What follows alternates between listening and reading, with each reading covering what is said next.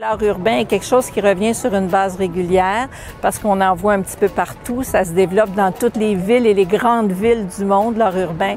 Alors, Montréal-Nord doit faire partie de ce mouvement. Bien, ça fait partie un peu de mon esthétique d'avoir des compositions qui sont très influencées par le design graphique, très cartésien et linéaire, et d'avoir des éléments plus figuratifs qui sont beaucoup plus gestuels et près de la peinture classique. Donc, c'est une espèce de bataille que je livre tout le temps d'essayer d'arrimer les deux.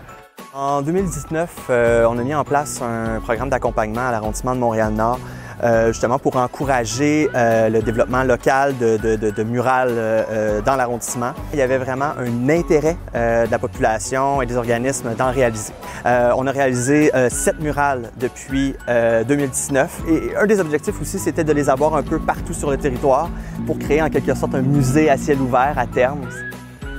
On voulait parler du passé, mais aussi du présent de Montréal-Nord. Donc, il a fallu que j'aille faire d'autres types de recherches pour venir sortir des photos plus modernes ou peut-être avoir un traité qui est un peu plus moderne que je voulais donner à la murale. Et de là, on est passé de la thématique de l'histoire et par la suite, en faisant des maquettes et tout ça, l'arrondissement nous a demandé d'inclure peut-être un peu plus de diversité, mais on est comme un peu saturé de cette thématique-là. Donc, je voulais trouver une autre façon de l'amener. Pour moi, c'était de l'amener avec la musique.